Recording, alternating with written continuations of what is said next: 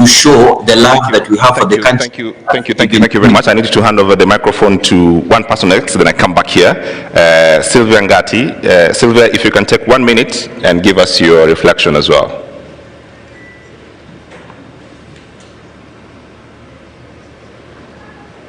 Do I still have Sylvia? All right, meanwhile, let me just give the gentleman here the microphone. Please say your name, stand up, say your name and tell us what your reflections are. Thank you very much. Comrades, power. Power. Now I want us to do it a little differently. When I say people power, you say our power. People power. Our power. People power. Our power. Our power. People power. I want to make quick reflections. My name is Musila John Muisio, and I coordinate a social movement. This is the activista movement. But I'm equally a member of the Kibera Social Justice Center. And there is a panel that came just before your panel, and these guys were speaking there, Billy, Nadia, and the other. And all they did before was to be on social media. They just used to tweet on things that pleases them. And for the first time being on social media, attracted problems to them, that they were abducted and all that. And I wanted to ask them a question, and I think I still need to ask a question to the room. Would they have seen themselves in a state that they've seen themselves, found themselves now? And the obvious answer could have been no. If it were me or Apiolal and a few others, being arrested today will not be a scare to us because we've been on the streets a number of times. Some of us have been arrested and all that. What has really happened with this movement, it has redefined what human rights defense is. This is not a career. Human rights defense is everyone's call to be an active citizen and demand service, demand accountability from its government. And so when I see young people today, every day spending every second on social media to just speak on issues of accountability from their government, I am so elated because it is no longer about a few who held the title human rights defense. But before I sit down, I want to make another just quick reflection. We've seen just the other day that the opposition joined the president to try and protect their interest. In 1975, before J.M. Kariuki was killed, he made a very simple statement that Kenya had become a country of 10 millionaires and 10 million beggars. Now today, the beggars have united against the millionaires of this country. And all they are saying, enough of you taking advantage of us. And it started very simply by rejecting the finance bill. So my last statement, smart as I sit down. The framers of the Constitution 2010, and I will read because I have posted it on my Twitter, said but a few things. That the greatest threat to liberty in Kenya is an all-powerful central government where only a few dictate the many. We've seen what the president has done in even curtailing the powers of our National Assembly, our legislature, which is a separate wing of government that should be holding this same executive to account. And this is because he is taking us back to an all-powerful central government which the Constitution actually is against. But they were equally very cautious to realize that the rule of the mob, which is unguided at times, will lead to anarchy and, in the end, despotism. I know as a country that respects its constitution, we really want to get there. So as we've been pushing, we are equally very cautious not to allow anyone an excuse to say, I turned this country into a military state because the mob did not want to be guided. I turned this country into a dictatorship because the mob insisted into it. So we are pushing, demanding for good governance, demanding for accountability. We are not relenting because, as always, people power is greater than the people in power. Thank you very much. Thank you, thank you. Just give the microphone to the gentleman on a suit at the back. Thank you. Viva, comrade, viva. Viva. Amandla. Yes. Thank you so much. Comrade, I just have an observation in form of a question. That, of course, we are doing well with the national government. But there's a group of people who are really devolved and in touch with our people, or the proletariats in the villages back in the counties. I was saying that, comrades, let's not forget the counties. That is the people who are also interacting with our people back there in the villages. So after this struggle come from the national, we go back to the county government so that we fight this nepotism and fight for transparency and accountability. I want specifically to appreciate Aki Africa.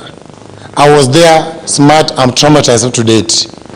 This guy is so quiet, I don't know what he's using, I'm shocked. They took me to a mortuary, I ran away with this gentleman during Rex and Evans postmortem. I don't know you are made of what. All those parents were crying on their chests.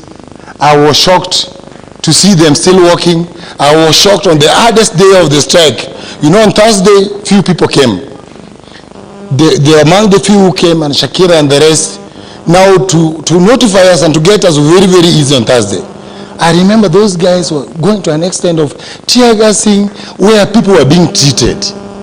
You are just wondering, what kind of human being is this? This is a place where people are now being treated, please. And they're even going ahead to tear gas a petrol station. We are at the corner of the total there. It was quite unfortunate. Please, comrades, the question I wanted to ask with care and with utmost humility, how can we organize this struggle in a way that we don't lose the gains made and we don't lose the focus? Because if we end up in the morning, someone is saying we fight for this, fight for that, fight for this, fight for positions, then we are going to lose this focus, and these guys are going to run away with all the gains that we have done, what? We have made. So I was just pleading with those in the panel, if you can guide the conversation to a clear focus. Because now there are also political rivals who are taking advantage of this thing.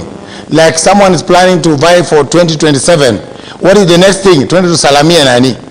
You are getting, not for the struggle, but for the narrow, self-seeking interest. That was my plea. Otherwise, Aki Africa, may God bless you. And I'm pleading, colleagues who are seated there, how can you debrief? I'm a teacher by profession. Some people who came for the struggle didn't even know the road. I was shocked, someone asking me, amefika Ngara aniza wapi barabara ya kuenda Kabete. You can tell you. When we are taking that roundabout to Nyayo, wale waliangusha fence, those who are falling down, wale waliona, they are still, I still feel the smell of blood mpaka saizi. So how can we debrief these people by counseling them? Because some people may also turn violent after this one, because someone wengine wako wamezoea that kind of exposure. I remember one girl alitoka tu nyuma tu akaanza kupiga kelele na nduru, watu wakimfuata. Watu wakimfuata tu nyuma tu, ni kama ako possessed. So how can you also organize that we have centers, we communicate where these people can come and we get guidance and counseling. May God bless the struggle. Thank you. Can you take your brief as well and keep it a minute or less? Yes, I'll make it very brief. Comrades power. Comrades power. Now, I want us to trace the bullet that was in David Chege's head. Back to the trigger, to the magazine, to the command, Adamson Bugay, to Japheth Kome, and we make it very clear where the accountability stops.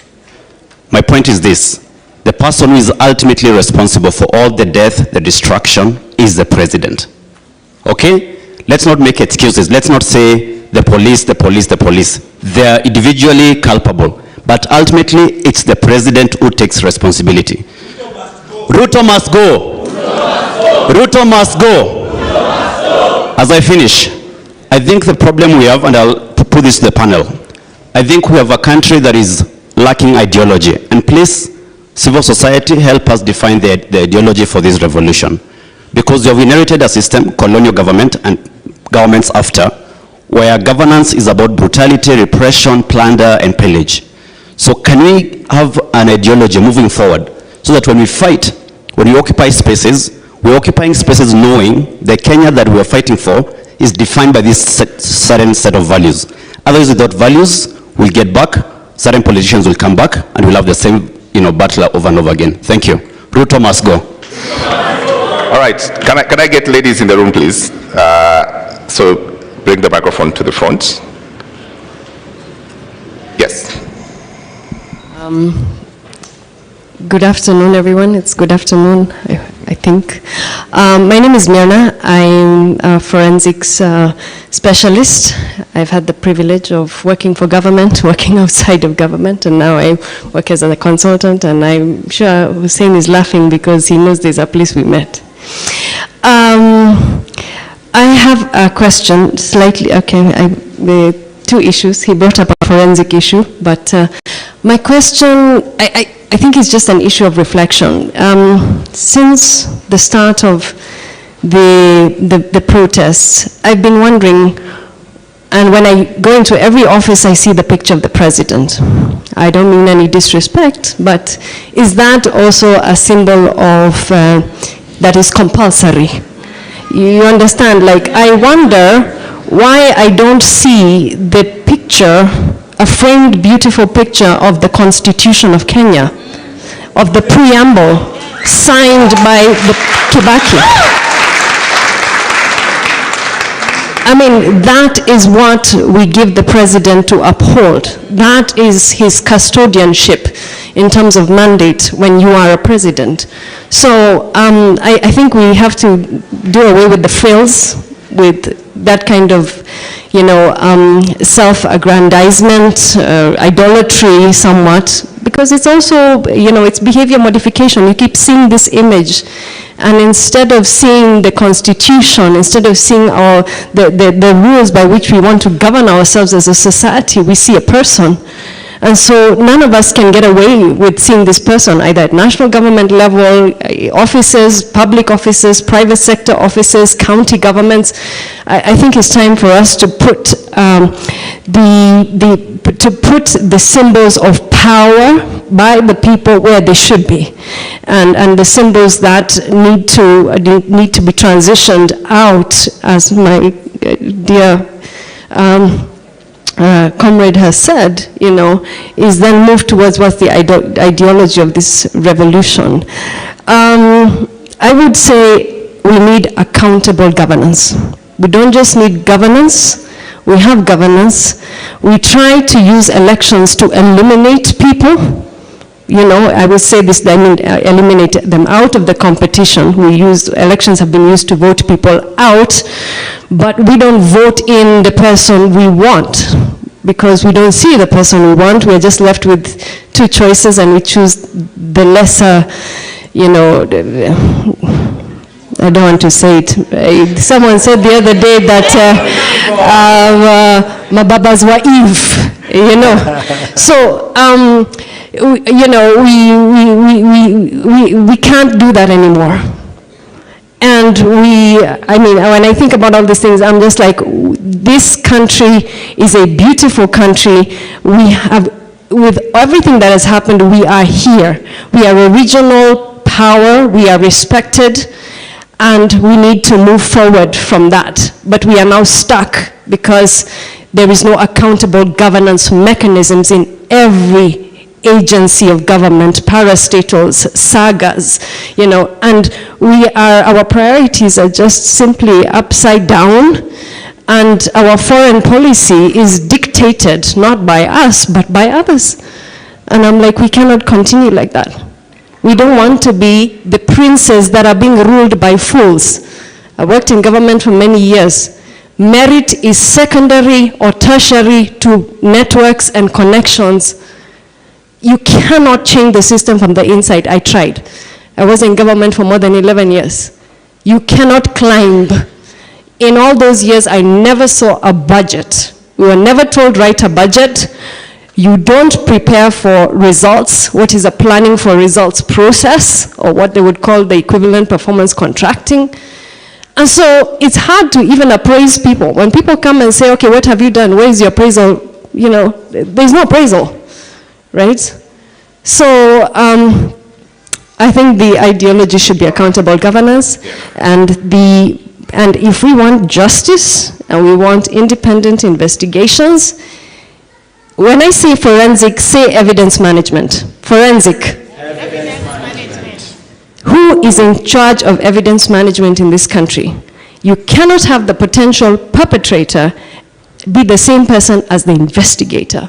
And right now, the National Forensic Lab is in the hand of the National Police Service. All right. So you cannot investigate crime and conduct the scientific analysis of that evidence. Okay. So half the evidence is sitting with families, and we are here, you know, outside the system, and half the evidence is inside the system. Thank you very much. I have decisions to make. I have many people on space, and I have many people here. And I have audience here. Do I have a lady? I'll come back. Don't worry. We're here. I'll come back. Let me go to space, get one comment, because they're also participating and they want to be here. Daniel, if you can make your comments in a minute or less.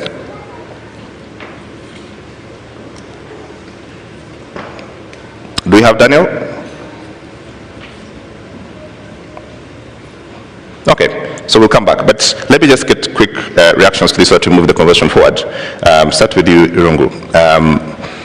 I'm told Daniel is here. Daniel, can you hear us? Please make your comment. Yes. Thank you so much. So I want to go one step back and look at the Constitution. So when we inaugurated the Constitution, what we did was that we changed who has power. You know, we clarified that, we the people, right? And what's happening now and what you're seeing in this movement, we are seeing, we want to now define and clarify what power does, because now it's clear who has the power, we the people. And going forward, this movement continues to clarify, you know, what power does. Now, what we need to do going forward, I think, this is my opinion, is that we need to make being in public or being in public office so undesirable for somebody who doesn't like to be made accountable. So undesirable such that the only people who get attracted to those offices are people who are open and are willing to account. And that's the biggest problem that we have with corruption. And that's the biggest problem that we have with the police and so on and so forth. Now, one question before I go, and this is a question to the panel. I'd like to understand, you know, we are the children of Kibaki. We came, this generation millennials and Generation Z. We came with a free education, and I said this in my TED talk a few years back, that we have had a 360-degree Kenyan experience. Unlike our parents, we have the full consciousness of feeling Kenyan. Many of us don't even speak our mother tongue, or our primary languages are national languages. We have lived everywhere in the country, and we have a full 360-degree Kenyan experience. With also digital media, it has culminated with this consciousness of political consciousness. Now the question is, how can we, going forward, manage this movement? We know that part of the reason why we are seeing many changes is also because we have a debt issue. And the cancelling of the financial bill, and also we've seen that Moody's has also downgraded our credit rating, and we will have a problem with money. And usually when there's austerity and a problem with money, the regime might use that as an excuse to bring some sort of social injustice by denying services to the people who are most needy with the excuse that we don't have money, right? And some reforms can be difficult to push through because the president will say we don't have money. So how are we going to continue making the government accountable, but also waking up the debt issues and managing our country through this very difficult situation? Thank you. Okay, thank you very much. I want to start with you, but let me start with Hussein because it's just about to drop off. Hussein, could you just give a quick reaction of what you had? Thanks, Matt. And I apologize because I have to dash out to go to the mosque. But I want to agree with Musila John. I think all of us have to be and to make a resolve to become human rights defenders. I think for many years, we've been out there for many years. You're actually protesting, you're protesting on an issue that affects every citizen. And you actually see people in the pavement just watching what you're doing. That has been the culture, that has been the tradition in Kenya for years. But right now, and we have to give credit where it's due, GenZs, it doesn't matter what your background is. Awendi uambiwe, mtetezi tutetee. They're saying they are the watetezi. Kila mtu, and we have to give credit to the GenZs because they've stood up. And they've said, we will take back our country. You know, some of us, we've been arrested, we've been beaten, we've been blacklisted, you know, but then people will just come back and tell you, great, you're doing good work. And continue. And like, isn't this your country? So for the GenZs, for that change, we give credit where it's due, and we tell you hongera, and let's keep on with that. The second point was on debriefing, my brother, very, very true, particularly for the families. We've really been trying to work with the Kenya, I think, Association of Counselors and Mama Kennedy, particularly, for example, the 12-year-old boy who was killed. He had actually asked to go and pick a book. He was supposed to do his homework.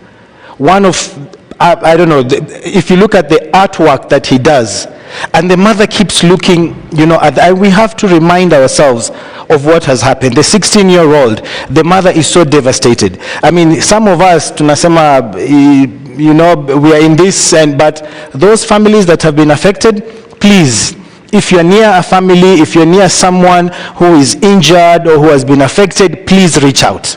This is the time for us to stand firmly together. You ask yourself, what can I do? There is so much you can do. Just going to visit someone and telling them, umeumia kwa niaba yetu, asante sana, that can make a whole world of difference. So let's be there for each other. Let's be our brothers and sisters keepers. And last but not least, I think we were in one of the funerals, Boniface Mwangi said, let's replace the pictures of the president with the flag. But I think this addition is extremely important, the Constitution. So the flag and the Constitution is what each and every person should have hanging somewhere in our house, not the president's photo. I mean, you know, and we have LSK here. Could you please confirm to us that it is not illegal to have a picture or you know, the Constitution somewhere in your house or in your business? Is it illegal? It is not illegal. So we make a resolve here today, the Fungamano resolve, that we remove the picture of the president and we put the picture of the flag and of the Constitution and of the Constitution of Kenya, and those shall be what we refer to as symbols of national unity. Thank you very much, and I apologize. If you could release me so that I can go for prayers. Thank you very much, Hussein, and thank you very much for your comments. A round of applause for Hussein as he leaves the panel, please. Please. I think I'll first respond. The first person asked of the rights of arrested persons and if the police actually do know the rights of arrested persons. I do believe that in their training it's very extensive, that the police actually know the rights of arrested persons and they are taught in their schools or whatever trainings they do. What I think they do is they deliberately choose not to put that into practice. We have had the president here saying they have had trainings among trainings among trainings. And we are saying we don't want trainings anymore. The police have been trained enough and they know. But what they are doing is following a command. And that's what we see. When we go to the police station, I remember even the other day when I was speaking to lawyers, I was telling them, people do not know actually of their right to remain silent when they are actually arrested by the police officers. And this is something I think we should pick up. And we have been saying that human rights defenders and only lawyers are the ones to defend the Constitution. But remember, this was passed by each and every one of us in 2010.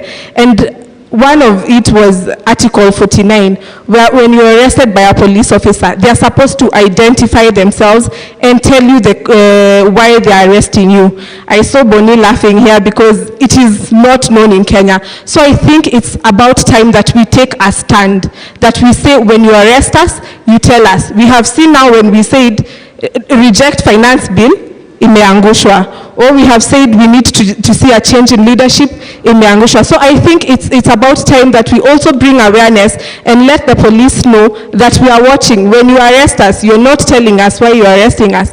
And let us gather, and all of us, let's go and defend this person and say they were not given their right to be told of the offense they were charged, they have been arrested with, and they are not being given, we have had here Crazy Nairobian saying he refused to give his passwords. na walimsalimia vizuri sana. And we are saying it was his right to remain silent. So it's also, I think, it calls upon also the law society and the civil societies also to teach people of their rights when they are arrested. When the police officer asks you a question, you do not have to respond. When they tell you to do statements, you do not have to, because it is your constitutional right. And right now we even fear of telling people it is your constitutional right to remain silent, because when they remain silent, we don't know if they are going to die, them exercising their rights or what. But we need to remember, they cannot kill all of us. They cannot kill all of us, and we are not going to do the police work. Yes, we are not going to do police work, because they're the ones who are supposed to do investigations, not us help them with investigations when they arrest us. So that is also a right. So I think it's good that we hold them accountable. Yeah. And I think one of the things also they said, we need also to hold individual police officers accountable. I think it has not been done enough in Kenya for police actually to know when you violate or threaten to violate a right for a citizen, you can actually be held accountable. I saw in the Twitter spaces, Baby Pendo, the case was being done, I think was it last week, where Willis was saying those police officers were begging not to be arraigned in court and take plea. This is what we need to see in Kenya.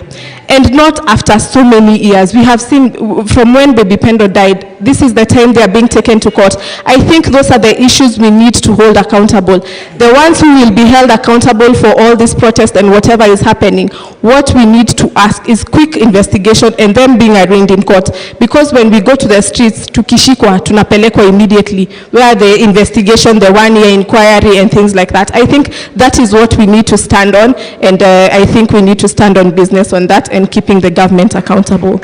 All right, thank you. Erungu, would you want this one for us? So when Denzel Washington saw Will Smith slap the other comedian, he made this comment where he said, be careful, at your point of triumph, it is when the devil comes for you. I think for this movement, those words are important. There could be a temptation at this moment to rest, to even become egotistical and to gloat. But we have to recognize that what we're up against is not even individuals. It is a system that is built around the idea that only a few can take decisions on behalf of the many. That idea is unlawful in our Constitution, because Chapter 1 tells us that it is the people that have the power. The problem is that we have a country that is not designed around our Constitution. And we have a Constitution that continues to look for a country that actually reflects the constitutional values in that Constitution. So my word to this movement is to remain inside of the soul that you generated for this country. And that soul was courage, lawfulness, patriotism, and a sense of purpose. So we have to think very carefully about how do we dismantle a system so that other people do not come and confuse us, at the same time keeping the same system that we were worried about. So we have to think about a number of things. As we challenge or as we rebelled against a taxation bill, that taxation bill has to be generated again. We hope it will be a new one. But the question is, are we there at the table to demand what will be in that taxation bill? Do we understand the cycle of budgeting? Because whether it be at the county level or whether it be at the national level, that budgeting process will happen. And the people that you have now challenged, they are waiting for you to go back to sleep. They are waiting for you to think you have won, so that they can produce another budget that pays tenderpreneurs and creditors, foreign creditors, before it thinks about Kenyans. They are waiting for you to sleep so that they can change the police personnel, transfer a few people, and have the same violence come back a year or a few months from now. So I think what we have to do is be diligent and think about what are the propositions, what are the ideas that we are organizing around, and make those ideas so strong and so powerful that it's not just one generation who will fight for them, but our father's generation, our mother's generation will also fight for them. And just for that message, just for that point, a few days ago I got a text from a former freedom fighter, and he reminded me that that was the reason that they went to the forests, to have a generation rise up and take back their country when they felt that they had lost their country. More power. More power. More power. The Gen Zs are not orphans. They have parents who protect them, who gave them money, who are so proud of them today. But let me just say that there are grandparents also that have seen what is capable of this generation and are now looking forward to that alpha generation to see what will come next. Thank you very much. Thank you very much. A better applause for the panel, Gloria and Irungu Houghton. Thank you very much. You've all done very well. Really appreciate your time and your thoughts. Allow me now to welcome for the transitional period before we get to the next panel, the President of the Commonwealth Lawyers Association, Dr. Peter Maynard, to take a minute or less to give us some reflections. A round of applause, please, for Dr. Maynard. Thank you.